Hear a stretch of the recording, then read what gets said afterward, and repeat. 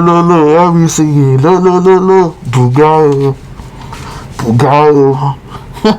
Okay, welcome back to my channel. I'm from CHICHIKAN here. I almost said my old channel's name. That's funny. CHICHIKAN here. Okay, I want to do a reaction. Signature moves. Since I'm already in the football zone, let's just keep on going. Let's just keep on reacting to football. Okay? Signature moves, signature moves, signature moves, signature moves. What are signature moves? These are moves that either you are known for or you created in football. They become known to you. Like people, anytime they think of you, they just think of that move.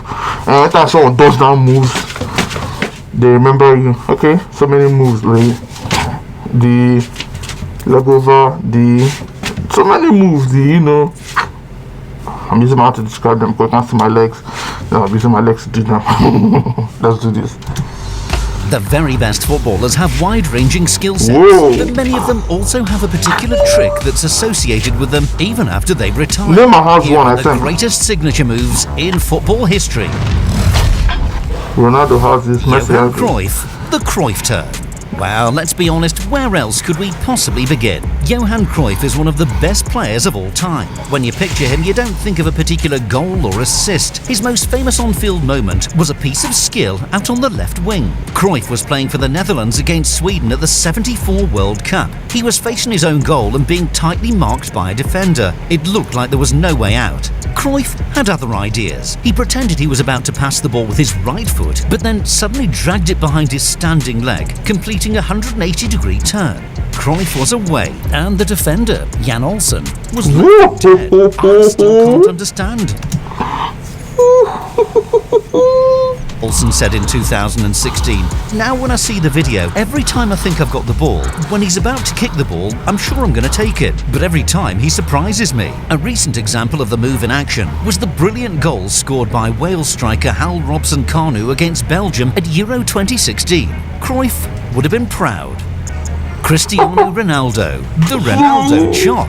These days, Cristiano Ronaldo's a central striker with an incredible knack for scoring goals. When he first broke through in the 2000s, he was a flying winger who tormented fullbacks with his speed and skill. His favourite move was the Ronaldo chop. Yeah, that move. In a straight line down the wing, Ronaldo just felt changed direction by leaping into the air and hitting the ball sideways, usually with the inside of his right foot. Ronaldo's supreme balance kept him on his feet. The same couldn't be said for all of his opponents. He might be a different player in 2021. It's as if everything is slow motion. It's as if everything has to slow down for you to do that move. Like you're speedy and you're able to see the just. What the fuck? But the Ronaldo chop is still a key part of the Portuguese's armoury. Just look at his fantastic assist for Edinson Cavani against Tottenham in October. CR7 still got it. Ronaldinho, the Elastico. Sergio Chichikan, Got to shoot Ronaldinho. The Elastico. Japanese-Brazilian footballer from the 60s, invented the Elastico. That's who Rivellino learned it from, and he showed it to a global audience in the 1970 World Cup final. But the Elastico, sometimes known as the flip-flap, was perfected by another Brazilian. No, not Fred, but Ronaldinho. The move is performed by pushing the ball away from you with the outside of your foot, then quickly pushing it back the other way with the inside of the same foot. One of the most skillful players we've ever seen, Ronaldinho, used the Elastico to fool countless opponents. Even Portuguese defenders in Nike adverts weren't safe.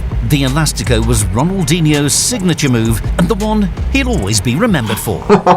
Zinedine Zidane, the roulette. Zinedine Zidane was the most elegant footballer of his generation. He glided across the turf with grace and style. When he was at the top of his game, no one could stop him. Zidane's most famous move was the roulette, also known as the 360 turn. Approaching a defender, he'd drag the ball back with the studs of his right foot, spin his body round, then drag the studs of his left foot over the ball. Zidane often used the roulette to get out of tight situations. Sometimes the skill allowed him to get past more than one opponent. At other times, the roulette left defenders making clean air shots. Performing this trick at full speed while wearing football boots isn't as easy as Zidane made it look. Even Brazil, the home of Joga Bonito and Samba football, had no answer for it.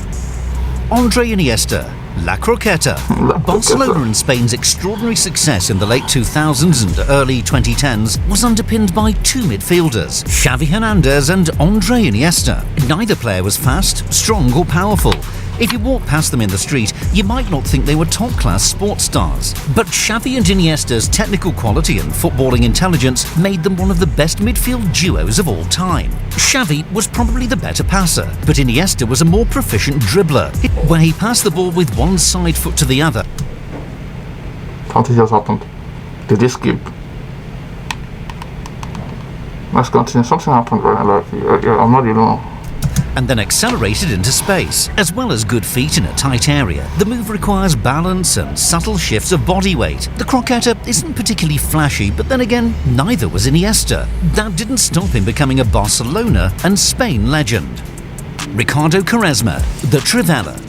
When they came through the Sporting CP academy, youth coaches thought Ricardo Quaresma was a more talented prospect than Cristiano Ronaldo. Yet there's no comparison between what the Portuguese pair have achieved in the game. Quaresma's had a decent career though, and he was one of the most entertaining wingers to watch in his peak. His signature move was the Trivela. Quaresma scored some magical goals and provided some fantastic assists with the outside of his foot. How about this stunner at the 2018 World Cup? If you wanted to be unkind, you might say Quaresma pulled out the Trivela so often because his left foot wasn't up to scratch. But then again, when the outside of your foot is this good, why wouldn't you use it?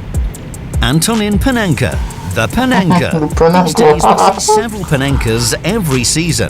That wasn't the case in the 1970s though. Back then, penalties that were sent down the middle tended to be hammered rather than chipped. Antonin Panenka wrote his name into the history books in the final of Euro 76, a penalty shootout.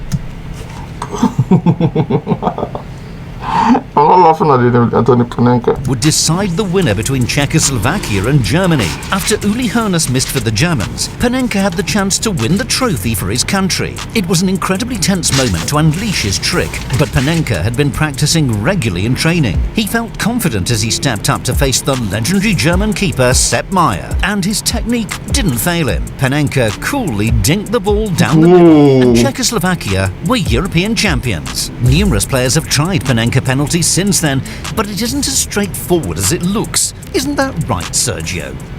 Francesco Totti, Il Cucchiaio.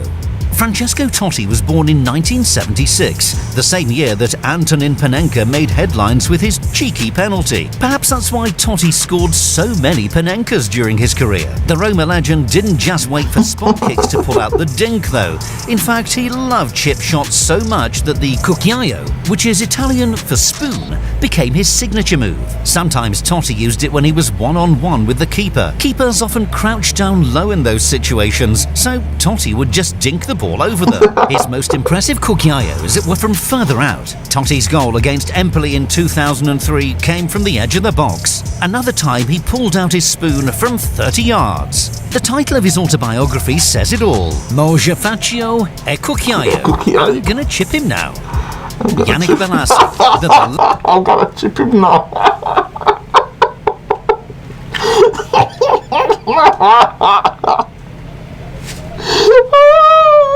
Bolasie flick.